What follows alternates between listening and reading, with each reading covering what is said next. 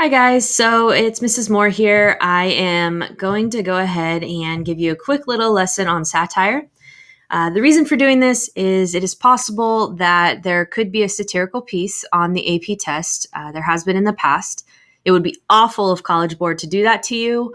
And I don't think they actually will, but it is possible that they will give you a piece that includes some satirical elements. So I do want to go over satire really quickly, just to give you guys, the tools you need to be able to be successful. So first thing first, you probably have heard of satire. It's something that we talk about, in a lot of English classes, and very often many of you guys watch satirical elements or TV shows like Saturday Night Live or South Park. And so I'm just going to go over kind of what it is, some different elements that you can pinpoint. And then this week, we're going to look at some satirical pieces so that you can see kind of what it looks like. So let's jump in. First and foremost, how do we define it? Essentially, it's a literary technique used to make fun of the vices of society. And it's always done for the purpose of change. So when we say vices, we're talking about those qualities or characteristics that people have that aren't the most positive or appealing. So maybe it is something simple like, I don't know, ignorance, like, you don't understand certain slang, or maybe it could be a vice, could be something like overeating, like, chocolate donuts could be a vice. It could get even more intense, like racism or prejudice. But ultimately, we use this humor.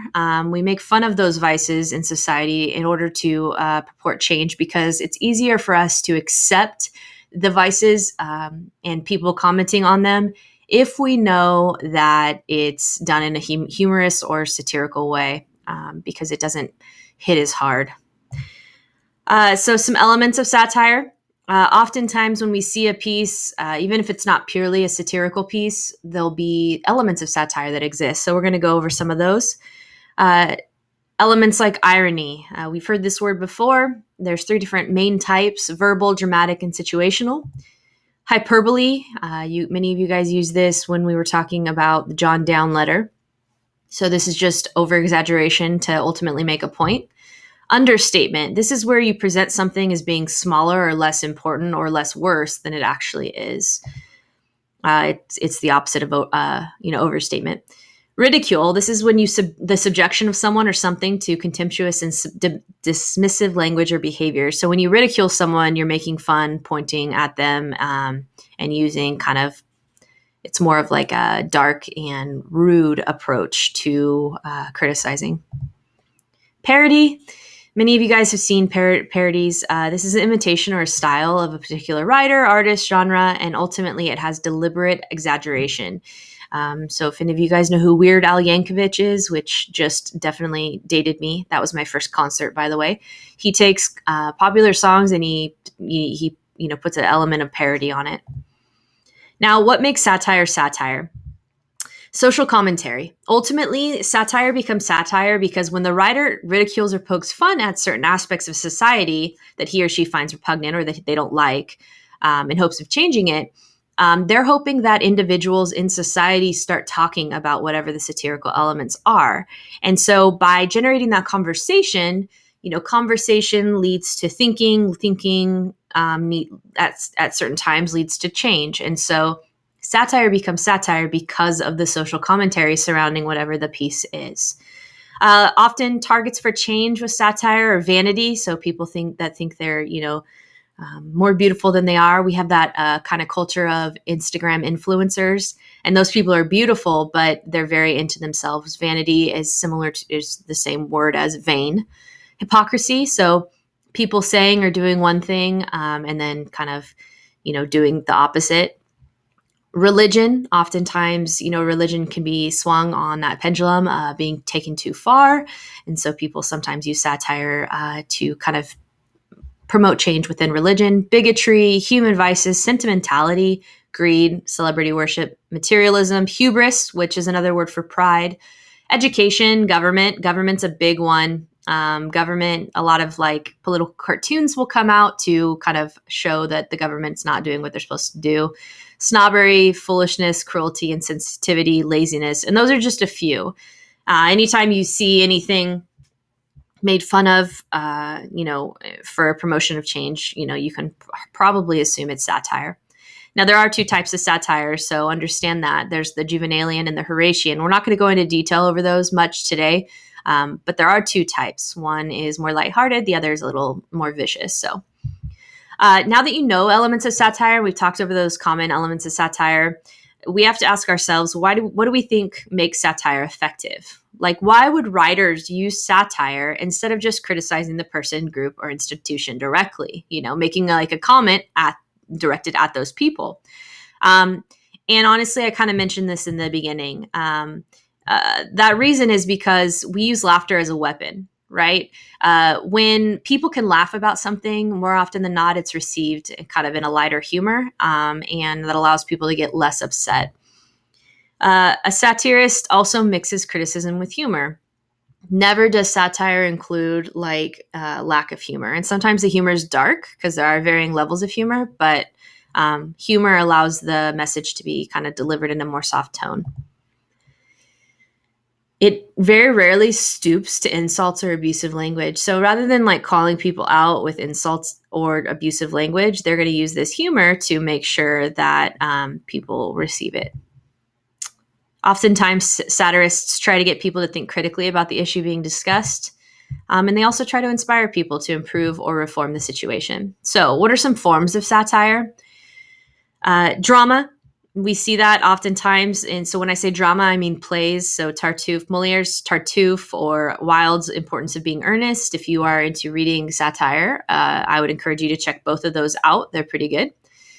One famous one that we see that I've mentioned in class before in regards to journalism is a very satirical piece or publication called The Onion. If you ever come across The Onion one more time, don't take it for truth because it's satirical by nature. The New Yorker does something very similar to that as well. Fiction, so fake, literature. Jonathan Swift's A Modest Proposal, interesting piece. It's about a comment on society and how the government essentially at the time in his community is not providing. And so his modest proposal is that, we eat babies. So, and then Mark Twain's The Lowest Animal. Poetry, Alexander Pope's The Rape of the Lock. That's also a piece of satire in poetry form. Most editorial cartoons or political cartoons are going to fall into the graphic arts. We know Saturday Night Live, The Colbert Report, South Park. Those are all television programs with forms of satire. And then music. Weird Al, I mentioned him, Weird Al Yankovic. He is the king of satire or parody. And then Bob Dylan's With God on Our Side is another example. So if you're interested in looking at satire, apart from what I'm going to provide you today, go ahead and check these things out. It'd be good for you. Next up, here's some examples of satire in pop culture. Saturday Night Live's Weekend Update, The Daily Show. If you've seen any of the Scary Movie franchise, those are all satire. The Simpsons usually is satirical by nature. Mentioned political cartoons, Family Guy, South Park, all satire. So you can check those out if you like it. Now, I said we weren't going to go into too deep of details about the different types of satire, but I did want to give you kind of a breakdown of the two types. So the first type is Horatian. This is a type of direct satire which pokes fun at human folly with a witty and even indulgent tone. This, you need to understand the difference between the two. Horatian is lighthearted, it's gentler, it's more sympathetic, more tolerant. It doesn't hit hard. It's just more poking fun. And then there's Juvenalian, and this is a direct satire, but it denounces, but sometimes with invective, which is like hatred or anger, the human vice and error in dignified and solemn tones. So this is more dark. This is critical. There's a dignified tone. It's contempt. When you see the Horatian type, sometimes it's a little chuckle. When you see the Juvenalian type, you're like, oh, that's dark. So here's some examples. This is a Horatian satire. So, we have these two people and they're animals. They're walking their dogs. I know, isn't it funny how people and their pets start to look alike? And then obviously you could see same haircuts. This guy's even wearing glasses. What dog wears glasses? So it's lighthearted. It's funny. poking fun at this idea of like how much people, cater to their pets. Here's Juvenalian. So Juvenalian satire, you have, this is obviously the riots in Ferguson. You have individuals, holding their hands up saying, don't shoot. You have a Ferguson police officer pointing his gun at them, who obviously they're talking to. And then you have the media who's pointing it at the police officer, right? Both are saying, don't shoot, right? So there's a deeper comment on what's going on. Obviously, remember the whole goal of satire is to promote change. So some characteristics of satire. We talked about those. I'm going to go into more depth. Let's talk about irony. Irony is a mode of expression. Usually it's through words, and that's verbal irony, or it can be through events, and that's irony of situation. And that's when irony is where they convey a reality different from a usually opposite to appearance or expectation. So you assume something's supposed to happen or it's going to happen, but actually the opposite happens. We see this a lot. And if you remember the Odyssey, happened in the Odyssey, we talked about irony there. There's usually surprise by audience, and because of that surprise, it's usually a comedic effect that exists out of that surprise. And to be effective, there must be a tip-off to the audience. So we must understand that there is irony, and that's usually done through style, tone, use of clear exaggeration, or other devices. Here's some examples of irony. It's a ghost saying, get a life, which is funny because he has none. This sign here says we are committed to excellence, but excellence is spelled wrong. Nothing is written in stone, whereas this is, and thank you for driving carefully. And the ironic nature of this is that the car obviously is not. Hyperbole, this is the deliberate exaggeration, and they use that deliberate exaggeration for a very specific effect. Oftentimes we call this overstatement, and it's used for emphasis. One hyperbole example we could say would be, this phrase, I'm so hungry I could eat a horse, which nobody can eat a horse. That is physically impossible. So that's why it's hyperbole. Litotes, these are forms of understatement. So originally I talked about understatement. They're called litotes, form of understatement that involves making an affirmative point by denying its opposite. So example here, being tortured with fire must have been somewhat uncomfortable. I'm sorry, but the reason it's a litote here is because being tortured with fire wouldn't be somewhat uncomfortable. It would be incredibly uncomfortable because you would burn. Rap videos with dancers in them are not uncommon. That's a litote because all rap videos have dancers in the background. And then finally, there are a few Starbucks in America. Reality is we know that there's more than just a few. So understatement, which is where you deny its opposite. Wit. This is most commonly understood as clever expression, so whether aggressive or harmless. So with or without derogatory intent towards someone or something in particular, wit is often mocking or has like a paradoxical quality, and usually it evokes laughter through apt phrasing. So if someone's always coming up with the one-liners to kind of get at people, or they make comments that are your kind of like that dry humor of like, oh, dang, that was a dig, usually that person is witty. It's a clever expression. Here's some examples. Why do fortune cookies have messages? To prove that the worst writers can still get published. But right? So, and then great clip, $7.99 cut and dry. We fix $7.99 haircuts. Those two signs were right next to each other. So it's witty because it's poking fun there, and it's clever. Sarcasm. Many of you guys know this is my forte. I'm really good at sarcasm, or at least I try to employ sarcasm, and some people get it, some people don't. But it's the intentional derision, generally directed at another person and intended to hurt. Oftentimes when I use sarcasm, my intention isn't to hurt. My intention is just to, make the situation lighthearted. But usually sarcasm is used as a cutting remark. Usually it involves obvious verbal irony. It achieves its effect by daringly stating the opposite of what is meant so as to heighten the insult. A lot of us know sarcasm. A lot of us use sarcasm.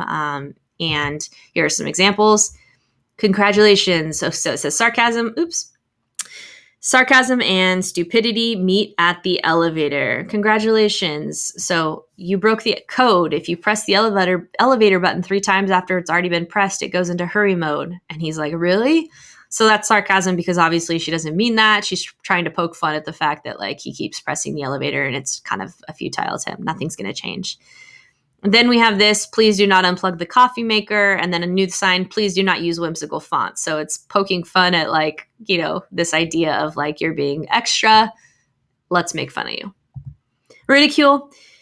So ridicule is intended to belittle a person or idea and then arouse contemptuous laughter. So ridicule is usually backed by negativity. The goal is to condemn or criticize by making the thing, idea, or person that you are criticizing seem laughable or ridiculous. Ridicule, ridiculous. So what we have here is a political cartoon. This is a person has the, homophobia, so it's symbolic of homophobia. And this says, do you promise to love and to cherish her as long as you both shall discriminate? And anti-gay marriage, Illinois Family Institute, getting married to homophobia, you betcha, right? So it's ridicule, kind of pointing out that this organization isn't fueled by anything other than homophobia, and it is all about discrimination. So parody. So parody is where you do an imitation of the work and it ridicules the ideas of the work itself. Parodist exploits the peculiarities of an author's expression. So as you could see here, we have a McDonald's arch upside down. So we know the golden arches, the M stands for McDonald's. They flipped it up and it says, wait, I'm gaining it, right? Instead of I'm loving it. The North Face, and then you have the opposite. It's the South Butt, which is just funny. And then Life of Pi, Life of Pi. It's a play on words there. This is a famous book, and we all love pie. These two words are homophones. Invective. This is not positive at all. This is all negative. This is when you just name calling. It abuses, denounces, attacks. It's directed against a person, cause, idea, or system. And there's lots of negative emotional language. So you suck, the truth had to be told. Invective oftentimes is not really linked necessarily in satire, but there's elements of invective kind of interwoven into juvenalian satire. So you want to be mindful of that. So that's that. That's satire. I wanted to, give you that insight so that you could kind of be aware if we see it. This week, we are going to look at some satirical pieces. So I just want you to understand that, oftentimes satire at the very end, let me just leave you with this, satire is to promote change. So you have to identify what is the thing that the author is trying to change, and ultimately the purpose lies in that. If you have any questions, obviously you can reach out, but there you go, guys. See you soon.